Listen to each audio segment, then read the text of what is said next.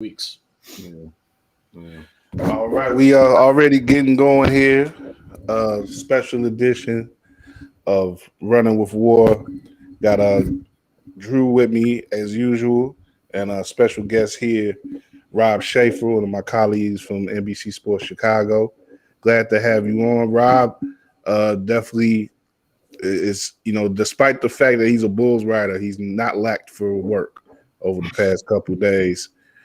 Given that the Bulls haven't played the game, they were scheduled to play a game tonight. They were scheduled to play on Tuesday, but those games have been pushed back due to the breakout of COVID that's gone amongst the roster. But it seems like there's been a turnaround, and that things may be steering in the right direction for their planned Sunday game against the Lakers. We're gonna get into all that with Rob here. Just a quick session, like about a half hour or so. We're just gonna chop it up and like get some of this updating from one of the guys who would know, one of the guys who was steady on the Bulls beat, and Rob. So Rob, how the last couple days been, man? How's it been, covering this team as this whole minor emergency has gone on? Yeah, it's been a little weird. Obviously, during the NBA season, you get conditioned, especially on one team specific beat. You get conditioned to kind of every other night there being games, so it's been a little strange to have the gap here. It's also been strange. Like I saw a couple people tweet this joke out today. Just the fact that the volume of tweets from guys like Woj and Shams, like the newsbreaker types, like in a sick, twisted way, it like feels like free agency in terms of just the inundation of notifications, roster moves, like across the league. Like the Bulls might have been the catalyst or kind of the first team to go through this in this recent kind of uptick to the extreme level that they did. But now it's spreading across the league. So it's been a little surreal. Like this year started and fans were back. Testing was scaled back. 97% of the league is vaccinated. And I think there was a hope that we were going to get back to normal. And there was, a good month and a half where we did seem like we were going to get there. And now, variants all over the place, obviously vaccine efficacy for people that are like at the 6 to 8 month range, it kind of wanes a little bit. There's just been a crazy amount of spread, crazy amount of protocol entries. Like even Kyle, you mentioned that the Bulls are, starting to at least get back on the right track. And that's true. But the next opponent on their schedule, the Lakers, now has 5 guys in protocols. So it's like, where does it start? Where does it end? It's just, we're at a point of just kind of your head spinning with this stuff that I thought was behind us. I know the league probably thought was behind them and that we haven't really seen since the beginning of last year. So, the Bulls are weathering the storm. I think as unfortunate as this whole situation is, they got to feel pretty fortunate to have gotten the games postponed that they did, because it gives them at least a little bit of a buffer to start getting guys a little bit healthier. Even some of the guys that were just playing heavy minutes are getting injured or were injured. Your mind goes to a guy like Alex Caruso, who's dealing with that hamstring strain. Those guys get off their feet for a few days, hopefully get a couple guys back from protocols, and things can start getting close to back to full strength. Because, we were just talking off air. It's like, it's hard to remember what this team even looked like when they had everybody available. They were off to such a crazy strong start, and you just hope that something like this doesn't. I accidentally took my. I definitely got the gist of what you said there. But yeah, that's going off that last point. Yeah, that's definitely what I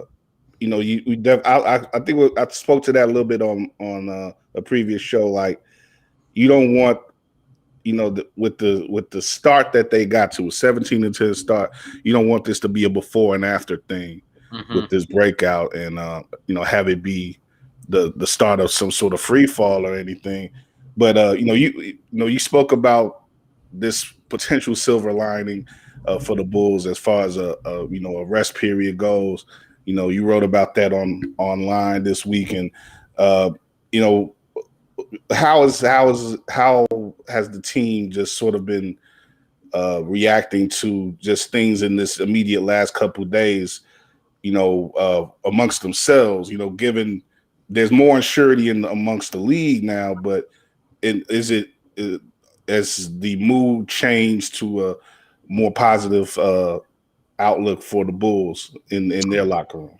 Yeah, I mean, there are like kind of underlying silver linings, if you will. Like I mentioned, the Caruso thing. Billy said today that Caruso is pretty much healed from the hamstring injury, and I don't think it's any secret that an extra week off without having to actually miss any games probably helped with that. He is someone who's not in protocols, has been able to go into the facility, do individual work, get treatment, like get that area of his body, that right hamstring, like really shored up. That's one thing. Guy like Lonzo Ball, who's playing 39, 40 minutes a night the last 3 or 4 games, he gets off his feet. In terms of like protocols, guys coming back, I mean, we've only heard that Kobe and Javante have actually exited protocols, but even that is progress from where they were when they last played a game in Miami. So those things are kind of like underlying silver linings, but I still do think that the overall, just kind of vibe, if you will, around the team is, a little obviously fatigued. This stuff is a lot to go through. When you just kind of don't know, which fly is going to drop next. And it seems like this thing is, spreading without, with kind of reckless abandon. And then, fortunately, most of the cases that Billy continues to reiterate this have been, either mild symptoms or asymptomatic. So that's obviously very fortunate. But even there, from a player perspective, I would imagine there's a level of frustration where the team's off to a strong start, the team's winning, the team chemistry is phenomenal.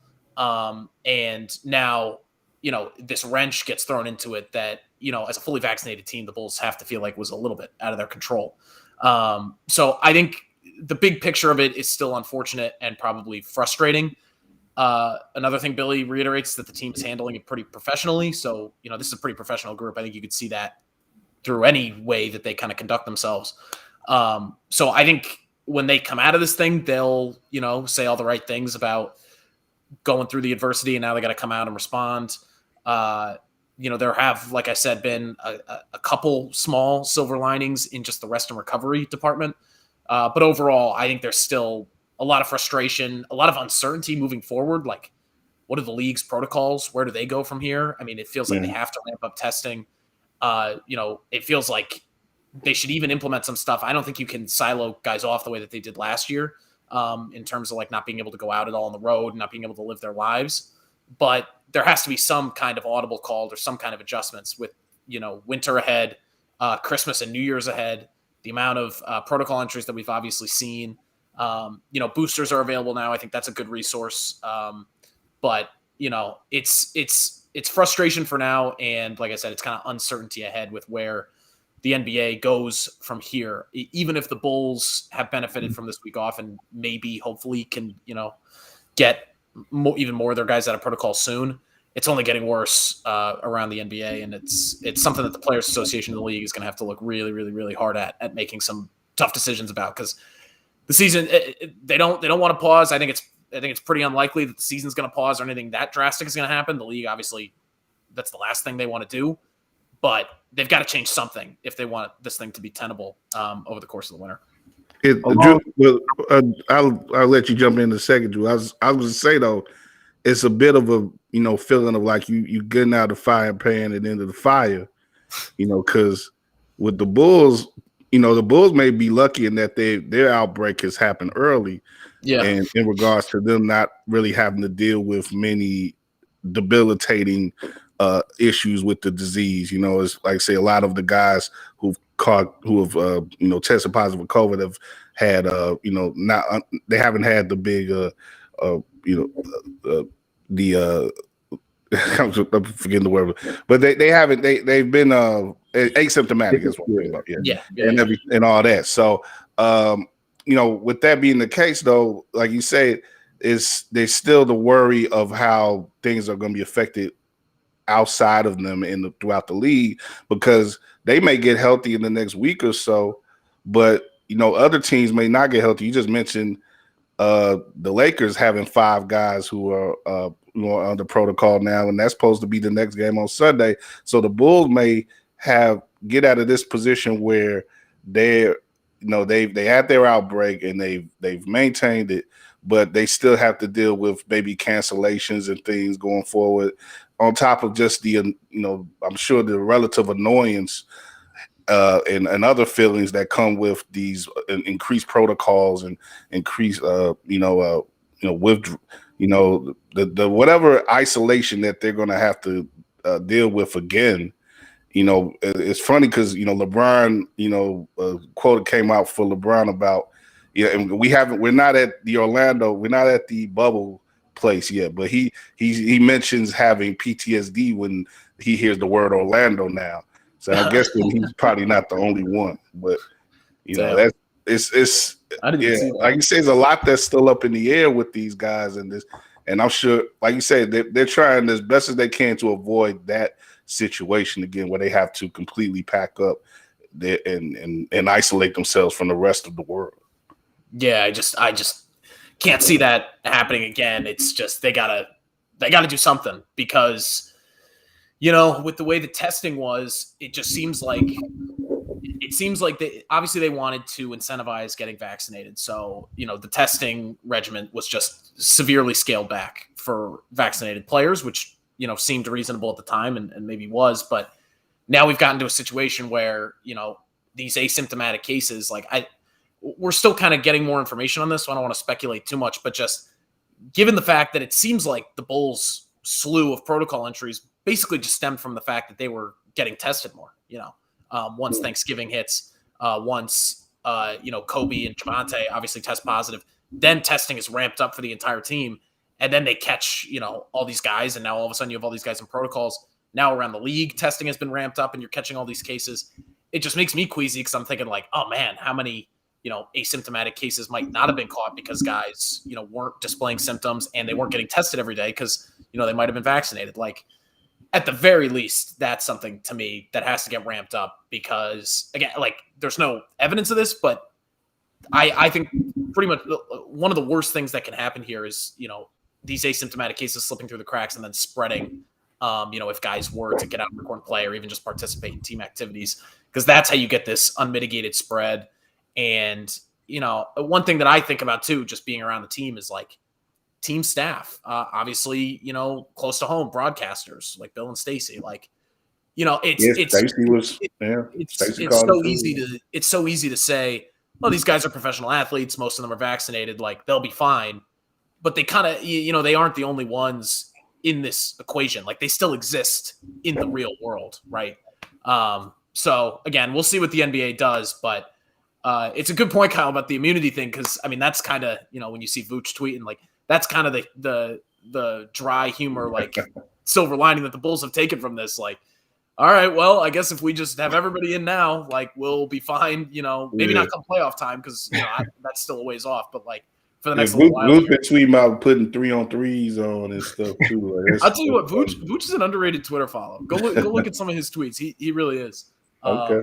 But yeah, I credit to them for keeping their humor with this whole situation. But I guess that is probably the biggest silver lining. When the Bulls do get back to full strength, they're going to be a Death Star compared to some of these other teams if they have to go through similar stuff. Yeah, to that point too, I want to bring up in a minute the after Drew asks you something. We ran that story too about other Chicago athletes who could, because with Tim Anderson tweeting that he could play, what other athletes could we get from around the city maybe who could play if all the Bulls had to be silent. But anyway, but you go ahead, man. No, it's like the Bulls at a chickenpox party, man. No, along the lines of the NBA figuring out what they want to do and how they can best move forward from this, what percentage chance do you see this game being played on Sunday? I know the NBA, has been pretty steadfast in that if a team has 8 available bodies, they're going to let the game go. But, we've seen it with the Bulls. It's one thing to say that there are 8 bodies available, but then there's another question of, okay, but who's missing, though? What percentage of the team's oomph is out of the lineup because of COVID protocols? What percentage chance do you think this game on Sunday has of actually being played? Well, I think all we can work off of is the information that we have. And I think with 5 in protocols, it's obviously super unfortunate. But say the game was being played tonight and the Lakers had 5 in protocols, I think it would 100% be played. As long as the Bulls side, obviously the Bulls couldn't play a game tonight because of their own issues, but extrapolate it out and say there's still only 5 in protocols for the Lakers on Sunday, I think it would still be played. That being said, like, I can't speak confidently because I don't know, obviously, what's going on within the Lakers. Like, I don't know what the odds are of the spread continuing. They still have a game tomorrow night before they even come to Chicago. So they're, I think they're even on a little bit of a road swing just in general right now. So, I mean, I still think I'm expecting the game to be played on Sunday. But, it's obviously, I can't say it with 100% certainty because, you just don't know how many more Lakers might go into protocols. Even the Bulls, I mean, I think a lot of fans were like expecting, to hear from Billy today and hear that DeMar's out and, Matt Thomas is on the way out and Kobe and Javante are ready to go. But, the 10-day thing, it's a benchmark, but it's not always, it's not just 10 days and automatically you're out, you're back to normal. There's the cardiac screening stuff. There's ramping back up conditioning. That's very important with guys that have just been off their feet for a long time. And in some cases have actually obviously had the coronavirus. Like, you got to make sure that you're all, shored up before you actually go back out into an NBA game. So, I still don't even know that the Bulls are going to be that much more fully staffed than they were, but hopefully they at least will have 10 available guys, 10 or 11, 9, 10, 11, something like that. So yeah, I mean, as of now, I'm expecting it to be played. But the Lakers thing is just something to keep a close eye on. Cause if they start getting up towards, 8, 9, 10, like the Bulls had, they obviously have Isaiah Thomas in on a hardship exception right now.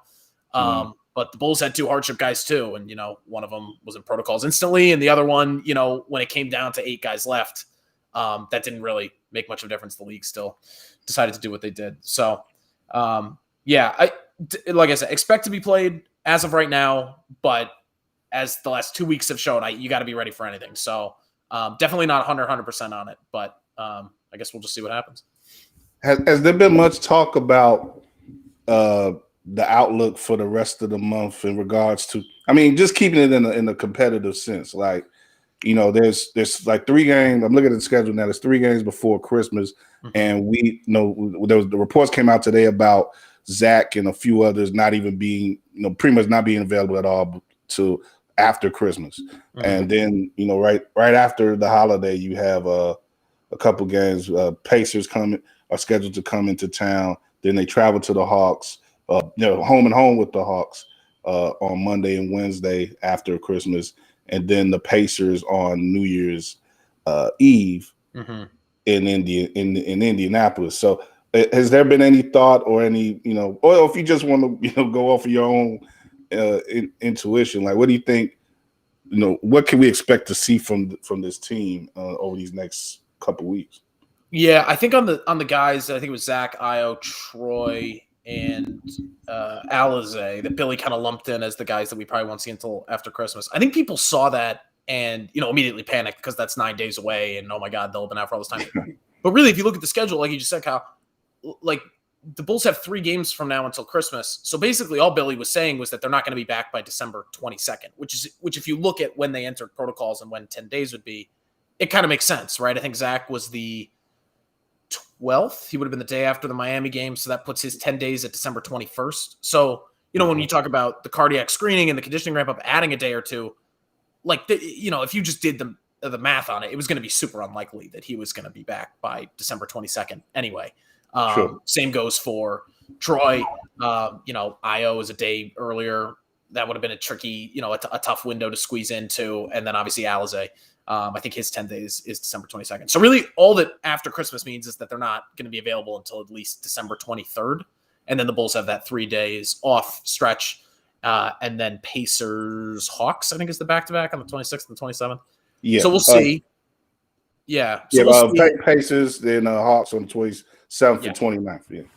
So we'll see. I mean, first, I think DeMar coming back is going to make a huge difference whenever that happens. Obviously, because he's just been the best player on the team this season. He has the capability to kind of carry you through a tough game, 2-game, 3-game stretch. All things considered, the Lakers, obviously, they're a little bit Jekyll and Hyde. They do have star talent. They do have star power. I think that's a tough matchup as shorthanded as they are on the 19th. Houston, I wish I could write them off. Obviously, we can't write that team off. So right, we couldn't write them off in the last game. We couldn't write them off at full strength. So certainly can't write them off now. And they've been playing well since that game. So hats off to them. But then Houston, and then you have Toronto at home the 22nd. And then that's when you jump to, okay, then they don't play again until the 26th. And you have that window. I don't see that 3-game stretch. It's not an easy stretch by any means. It's hard to find an easy 3-game stretch in the NBA with how much talent is in the league. But I also don't see it as like, all right, that's 3 surefire losses. And all of a sudden, the sky is falling. They're at 17-13 and have fallen back to earth. Sure. Like, it depends on who comes back in that little stint right there. But Lakers, Rockets, Raptors, like, would it totally shock you guys if they found a way to go 2-1 out of those 3, even with the bodies that they do have, especially if DeMar comes back in that little 4-day stretch? It wouldn't totally shock me, even if they go 1-2. I don't think that's the end of the world. Frankly, I will say better that they have the games at home at least. That too. They get a nice stretch of games at home, which is huge. Yeah. Because if a guy's in protocols, it just makes it a little bit more easy for them to be flexible to come back. Like if they're on the road and they don't travel with the team to begin with, that can pretty much just like rule you out for a given road trip or whatever. So that makes it easier. What was a little discouraging to me, honestly, like I know it's easy to write off the Cleveland game and the Miami game before the postponements because of how shorthanded they were. The fact that they got waxed the way they did in those 2 games was a little discouraging to me, even as shorthanded as they were, because they still did have Zach, Lonzo, Vooch in those games. Obviously, Vooch has got to play better. But the Miami game was tough, but Cleveland's been kind of whooping on a lot of people. Yeah, they've been balling. Man, yeah, they're really legitimately good. One of the better stories in the NBA this year, 100%. But yeah, we'll see. I mean, who knows, man? Maybe Vooch, if there is a mental aspect to his struggles, maybe a week off helps him. Get his mind right. I don't know. So we'll see. But if they're 1-2, 2-1 in those 3 games, I think those are pretty reasonable outcomes. And then another little break here, another little hiatus of the 23rd, the 24th, and 25th being off gives you another chance to maybe get some guys back. We'll see. But certainly the 2 postponements this week helps them a lot because if you had those 2 games into those 3 games and they were so shorthanded for all of those, I mean, then you're looking at a 5-game stretch where they could have really struggled. That could have been a big problem, but that's at least mitigated a little bit. Mm-hmm. Yeah. Rob, speaking of Vooch, I've been of the mind that he's eventually going to come around. I know we've seen 2, 3, 4 games where he's kind of been what we've expected as observers of this team. And the fact that he's the third wheel, so to speak, and he's being able to play off of DeRozan and Levine. And because of that, a lot of the shots he's taking are open, whether they're on the perimeter or right at the basket. I feel like he's eventually going to come around. Mm-hmm. That being said, is there any part of you that thinks that Bulls fans are expecting too much of him? Because I've heard that go around a little bit by another kind of member of the Bulls community in the Twitterverse. Doug Tonis was, he's kind of down on the Vucevic trade from the beginning. Mm-hmm. And his point was that he kind of saw a little bit of this coming, almost to the point where I'm kind of paraphrasing, but that Vucevic's numbers kind of didn't give the complete story of the type of player that he was coming over from the Magic. And I just wonder, in your perspective, if you think that maybe expectations were set too high for him. Well, for this year, I don't think that individual expectations for Vucevic were crazy high, right? Like, I think even before this year, nobody expected him to struggle like this, but most, people looking at the team would have expected him to be the third wheel of the Zach, DeMar, Vooch kind of scoring trio. So I think his volume going down and his counting stats going down was always expected. That being said, it's been the efficiency that's really, really killed him. And to me, I look at it and I think by far the biggest area is the finishing. His at the rim finishing he's gone from, steady to above average in that area for his position to just, I was looking at Cleaning the Glass the other day. They had him at 51% shooting at the rim. So like that's for a guy of his size. And, I think Vooch gets the label slapped on him that he's, kind of a perimeter big and he's a jump shooting big, but he does it when he's playing his best, like to have that balance of, being in the post, being inside, and then playing inside out, kind of playing off of himself there. So, I've looked at that throughout his struggles as an area that's ripe for correction. Like if he can just bring his, at the rim field goal percentage up to the 65% range that he's typically been at, I think his whole profile looks a lot different. The 3-point shooting has obviously slipped too, but even that is in the 34 to 35% range. Like that's a little bit below average, if not average, whereas typically he's been well above average for his position. So that's an issue too. And that, that to me maybe is a little bit more a sign of just general decline. Obviously he's on the wrong side of 30. But at the same time, I have always thought of Vucevic as someone whose game would age well just because he's so skilled. And, shooting, I think that it really can stretch your career out, especially as a center, having that shooting ability. So I don't know if too much was expected of Vuce this year because I think a decline in volume was always expected. To me, what I didn't expect was a decline in volume to affect his efficiency this much. And I do think there's a deeper aspect to that than this just being a slump, like in the sense that this is a guy that in Orlando built himself into the type of player that he was and accrued the statistics that he did, being such a primary focal point that things were always running through him. And maybe what we underrated is how difficult it would be to adjust from that, like always knowing where your next touch was coming from, always knowing that you were getting your 15 to 20 shots a game, always knowing you were getting your 10 to 15 post-ups. Like, when those things get kind of taken away or adjusted and now you're like primarily a screen and roll big, like just that stuff throwing him off his rhythm. I think maybe that was a little bit underrated. And to me, that's been the biggest, thing with his efficiency as well as the finishing. The finishing thing to me, I mentioned the mental aspect of this. Like, I don't want to speak for Vooch, but just when you're missing the type of bunnies that he is, you have to imagine that seeps into your mental at some point. I just know it would for me.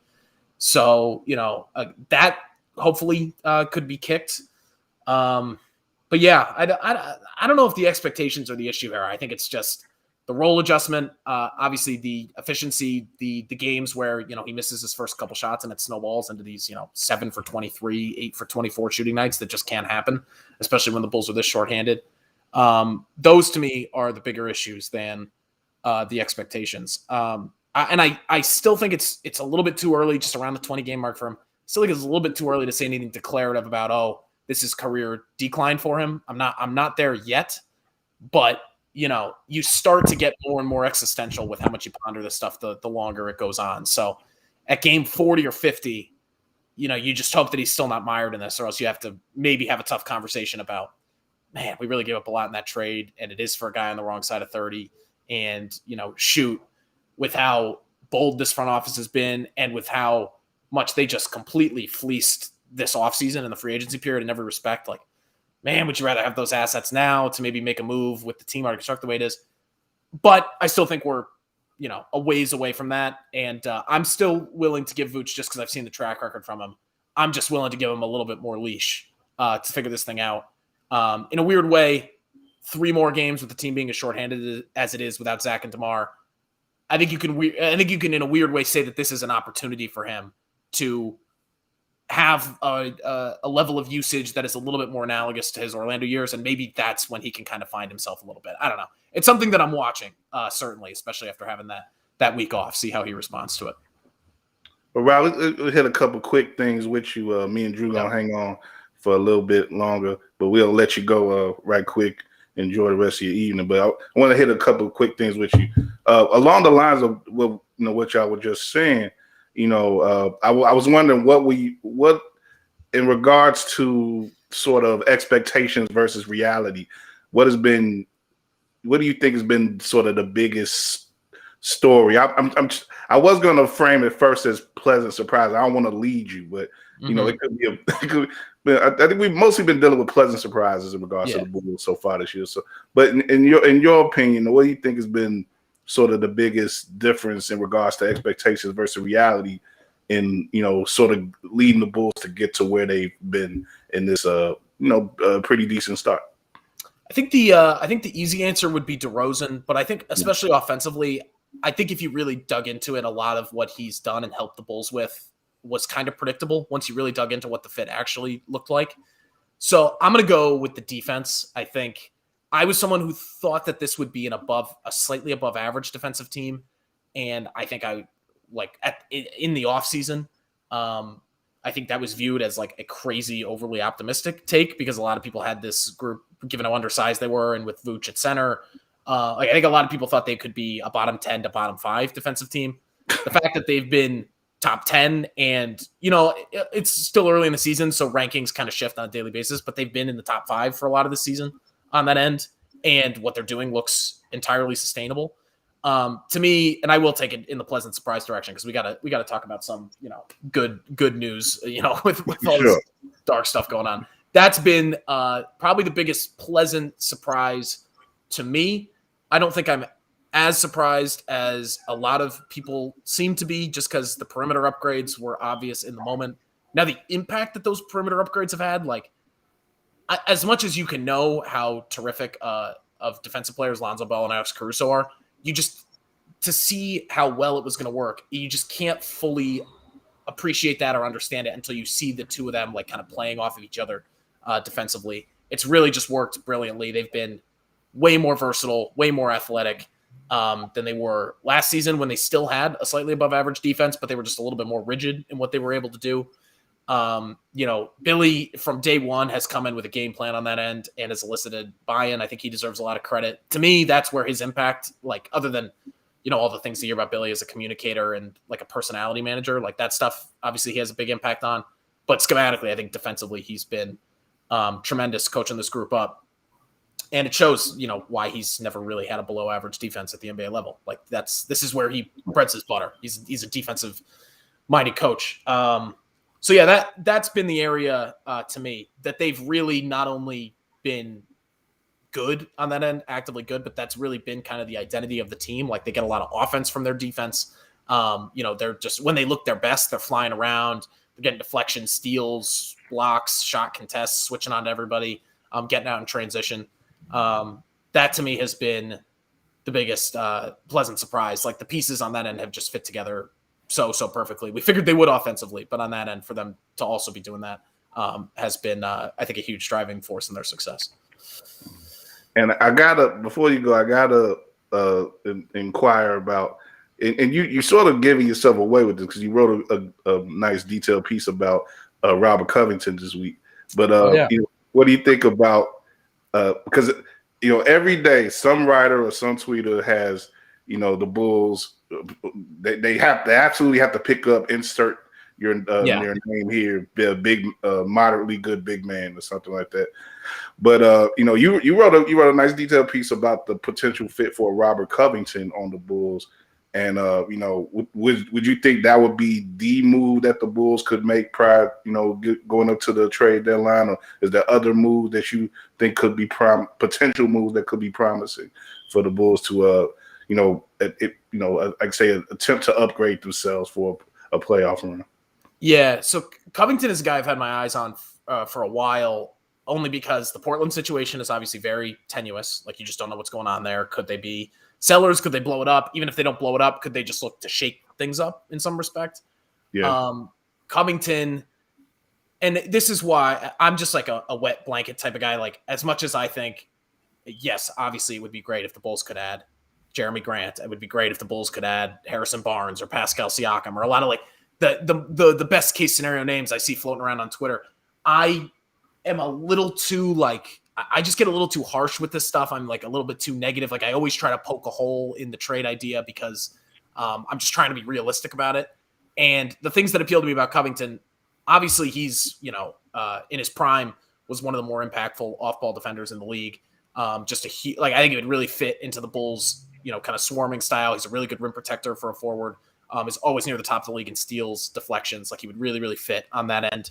Yeah, you really laid that out. Like, well, I forget the stats exactly. What were those stats exactly that you? I don't have them off the top of my head, but he's basically been since he got traded to Minnesota originally, and he kind of like switched full time to power forward. Like since that time, to Minnesota. Yeah, he's basically just been top 10 in steals every year. I think 14 was the lowest, and that was one season. And then this year, he's fallen off. And actually, it sounds weird to say, that's part of what appeals to me about him if I'm the Bulls, because the Bulls are pretty limited asset-wise. Like they can't trade any of their own future first-round picks. They can only trade this Blazers pick that they got in the Lowry market and sign and trade. Salary-wise, or just like player asset-wise, obviously, well, Patrick Williams is never somebody that would be involved in a trade for Robert Covington, but him being injured, his value just kind of being nebulous. Like it would probably have to be in the eye of the right team in terms of like the eye of the beholder. You've got Kobe White is a pretty good middling salary, maybe, in the eyes of the right team. He's got potential. I would be surprised if he has much positive trade value right now. Just his season has been so rocky so far. And he's, extension eligible next offseason. It's just a tough little middle ground to be in if you're a team trading for him. But he makes, $5.8 million a year. Troy Brown Jr., 5.1. That gets you to Covington's salary. And maybe the Blazers see something in one of those two guys. Maybe they want their first round pick back. I don't know. I just thought because he's had a little bit of a down year. He's another guy. I think he just turned 31. So you wonder if he's on the downslope of his career. But because of sort of a depressed, sort of like a Moneyball thing, like a buy low, asset, but not low. Too depressed. Yeah. A buy low, a guy that you could plug in at that 4 spot. I think at the starting 4 spot, and just kind of give you exactly what the Bulls need at that spot, which is veteran, defensive mentality, really great in passing lanes, high IQ at getting deflections and steals. It fits really well with their defensive identity. And he knows who he is offensively. Like he just chucks threes. That's, I think, 73% of his field goal attempts this year are threes. And even in down season, he's shooting 35%, something around there, which on this Bulls team would be valuable, to be honest. At a team that shoots threes at such a low volume as they do, and just don't have many reliable high-volume three-point shooters. He, to me, is a guy that is a reasonable, realistic buy low candidate. He's attainable. He's on an expiring contract, so it's not like he's killing you from a salary cap perspective if it doesn't work out immediately, or if he really is on a downswing in his career. And if he's a guy that, you get out of a situation in Portland that has just been absolute chaos for the last 6 months or so, get out of that situation, go to a contending situation in Chicago where the team chemistry is, and I'm really not even just saying this as a Bulls reporter, like it really is, among the best in the league that I can't imagine many teams have better, team-wide buy-in and like just guys celebrating each other's successes than this Bulls team does. Get into that type of environment. Maybe he's energized. And with the amount of scoring talent that the Bulls have, they really just need him to lock in defensively and, space the floor. And even if he's 8 to 10 points, 5 to 6 rebounds, a steal and a half a game, like that's just more than everything you could ask for from that position. Because as great as Javonte has been, as great as Derrick Jones Jr. has been, those guys to me, especially when we start talking about playoffs, are best cast as like these bench, coming off the bench and bringing real energy and disrupting the flow of a game for 20 minutes a game. Like I don't know if you want to roll into and this is no disrespect to Javonte Green, who's been awesome this season, but I don't know if you want to roll into a playoff series, especially like say a second round playoff series against one of the top 4 seeds in the East with Javonte Green as your starting power forward. I just don't know if you want to do that. Not at all. And it would be great to get a Barnes, a Grant, somebody like that. But to me, I just am looking at, guys a tier or 2 below that maybe are more realistic to get with the assets that the Bulls have. Covington, like I said, is a guy I've really been fixated on. I've just been kind of keeping track of him for the last 2 or 3 weeks because it just popped into my head a couple weeks ago. Now there's reporting from Jake Fisher at Bleacher Report, who gets a lot of stuff right, that the Blazers are shopping him and Yusuf Nurkic. So if I was the Bulls, I'd take a look at it. I don't think it's 100% a slam dunk. I don't think it automatically makes them title contenders. There's a little bit of risk to it because Covington has had a down year. But if he came at a reasonable price, I think he could do a lot worse. And to me, the potential is there for him to be energized and make an impact. So, it's not the sexiest pick. People don't come to podcasts and live streams to hear about the case for the Bulls trading for Robert Covington. But we're not going to get a bunch of Bleacher Report and fan sided spots on this. Yeah.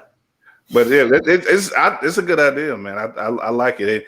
Maybe you can speak it to existence. And the thing with the Bulls and Acme, the way that they work, like they sort of go into dealing with one thing and they come out with a lot more than what they might initially they cast their reel and they come out with a big old marlin or something instead of a little goldfish, And that's why I've been hesitant to say that they can't get Harrison Barnes or Jeremy Grant or anybody, because I look at the assets. I don't see a way they're going to do it, but I looked at their assets coming into this offseason. I didn't see a way they were getting Lonzo Ball, DeMar DeRozan, Alex Caruso, and here we are. So I don't want to rule anything out. But yeah, that's That seems realistic to me. And one other thing I'll throw out there, this is not based on any reporting or like hard information. This is just like speculation and just from what I know about NBA trades. Like a lot of this stuff is based on relationships, obviously.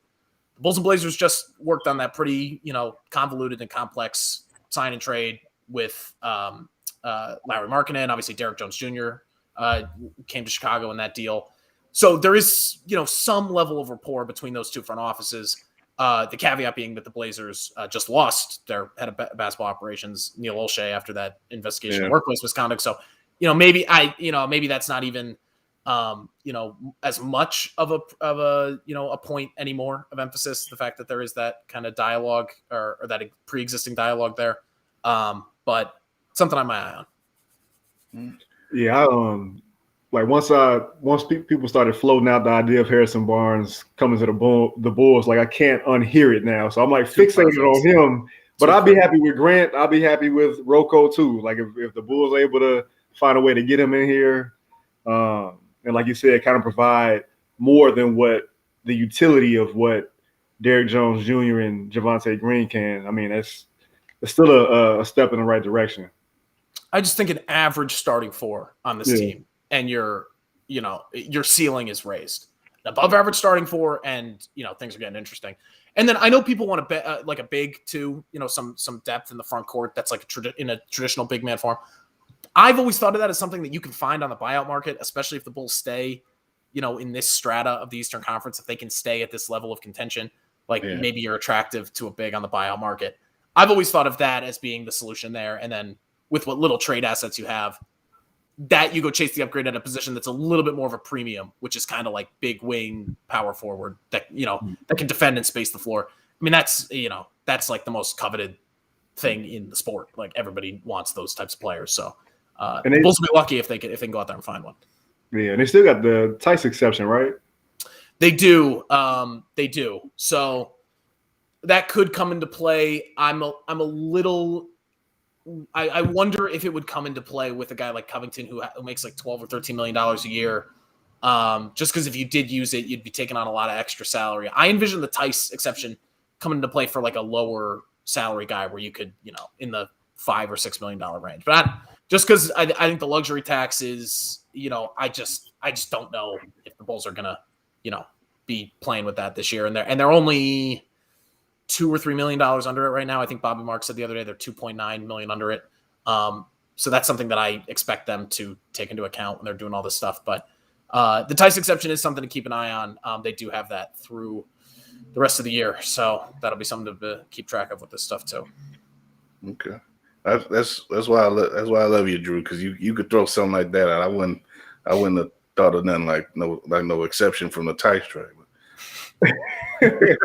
Only because I'm reading KC and Rob, man. I don't know exactly how it works. I just know it's there. Well, hell, I edited them and I ain't even think of that. So what the hell is wrong with me? But anyway,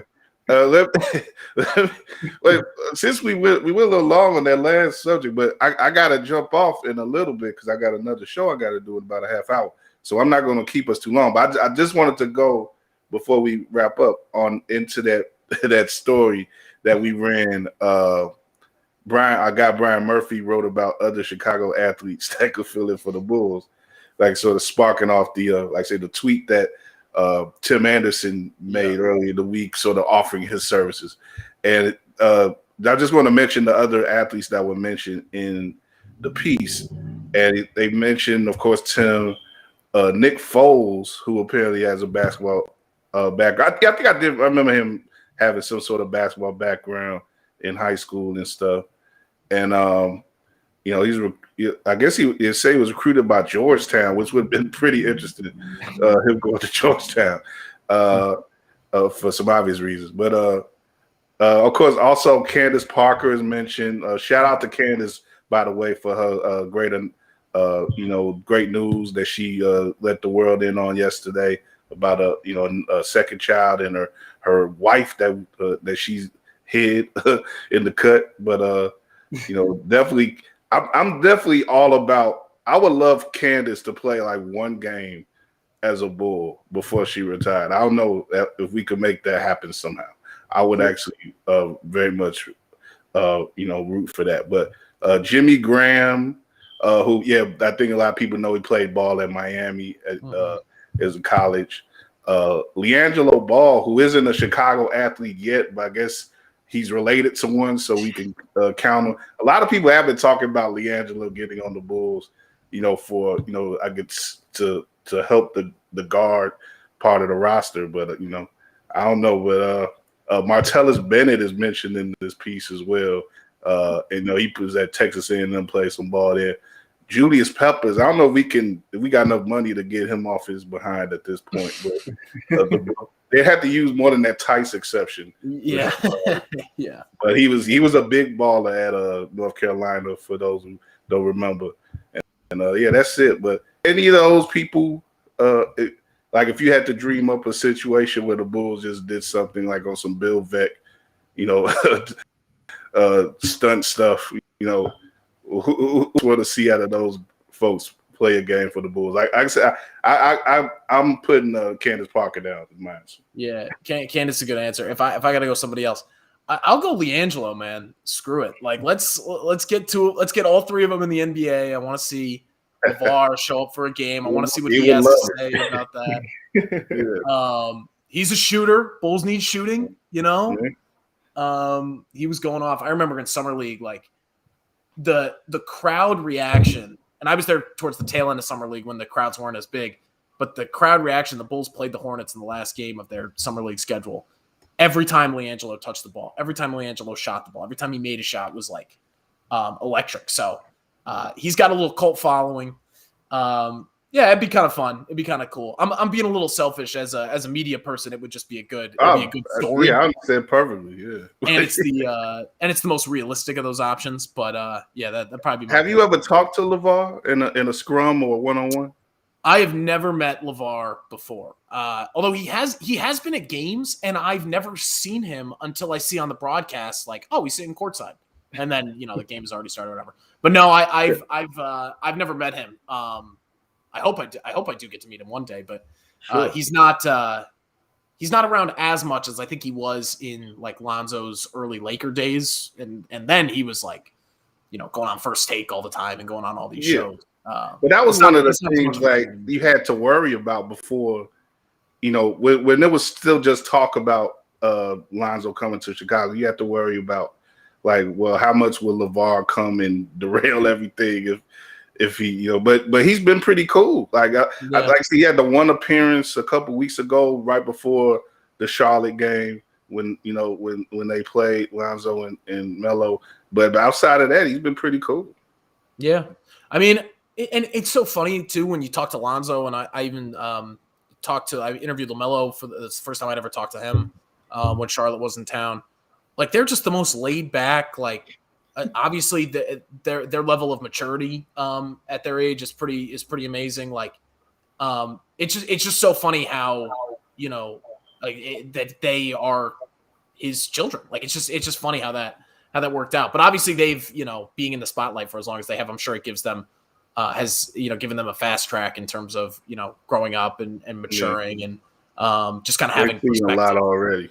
Yeah. But yeah, LeVar has not been as much in the Chicago scene. I was never too concerned about that, but I know a lot of people were like, "Oh man, back in a big market, like who knows?" But it's been pretty tame so far. I do like that hat that he wears to games though. With the what does it say? I think it's "I told you so." I told you so. Yeah, that's pretty good. He's gonna have a whole line of stuff just saying "I told you so." If LiAngelo gets a solid spot in the league, he's gonna definitely put out that. I want to see what he shows up in. He's get a full tracksuit. Like, it would be amazing. Yeah, it's interesting because LeVar has "I told you so," and I think Dale Curry had the "what I never knew" shirt or hat or something like that. About that. He wore that the other day. Yeah. But Drew, what's your answer right quick for we? I want to go on Candace, but in the interest of being different, I'm gonna go with TA, man. Go with Tim Anderson. He's a showman. That guard rotation is a little tight, but if we're talking about just filling in for right now, I can't imagine they need any position right now. Yeah, that's true. Yeah, I don't know. Did he play at He played in high school. I think it was Hillcrest. It was called in Tuscaloosa. He's a state champ. And I was reading around a little bit after that piece. I was like Googled it. I was like, did he play in college or anything? Apparently he got recruited. And, obviously now everybody who gets asked about Tim Anderson, the basketball player, it's, well, he could have done either one. And, who knows? Yeah. But apparently like knee injuries kind of screwed with him in a basketball sense. Obviously things have worked out in baseball pretty well for him. But no, he's got chops. Like he definitely, he's a state champ, was recruited. So he's certainly got talent in there. I'd be interested to see what he looks like now. And I wasn't able to find – this is something if I dug even a little bit deeper, I probably could have found. I wasn't able to find any highlights or stats for him, so I don't really know what his game – like what type of game he had. Like I don't really know what his forte was, if he was more of a distributor or a scorer. Or, I'm just not really sure.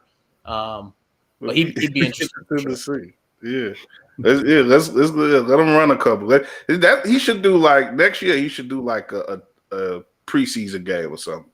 Like that would be like say just on some stunt stuff. Like that'd be fun. But but I guess though, given what preseason is, you would want him to be busy with the Sox during that time. So I guess that might not work. Yes, you would. Yeah. Also, even if they weren't busy, I don't know. Try pitching that to the White Sox. Yeah, we want to get into an NBA game and get up and down with some NBA guys. That sounds like a good idea to you guys, right? What? Chairman, I have to put his foot down, like I mean, Jordan, the one guy that you count on and come playoff time.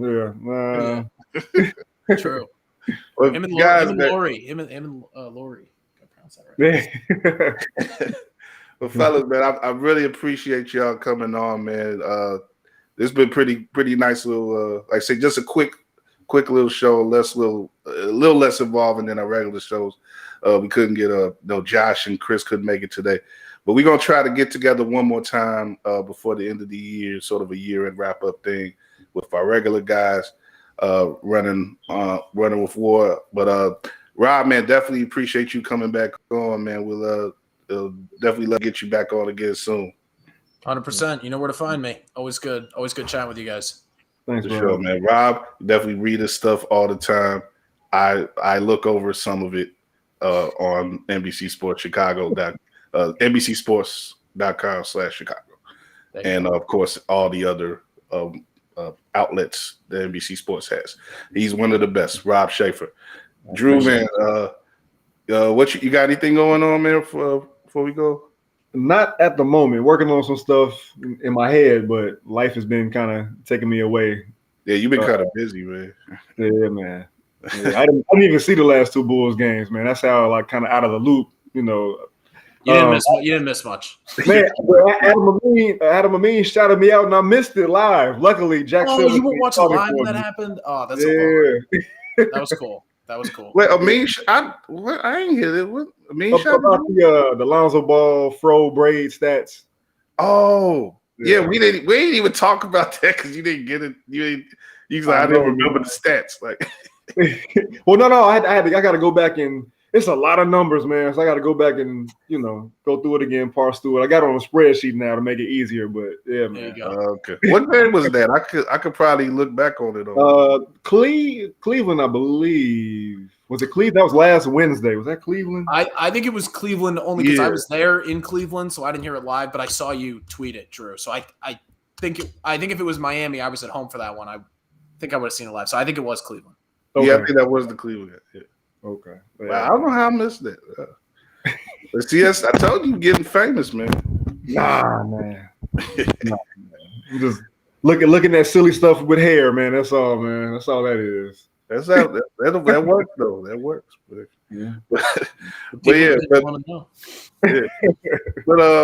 like I said, keep up with Drew, man. The price is getting bigger every day with Drew, man, because he getting more attention every day. But definitely, Rob. Like I say, Rob, to get his stuff.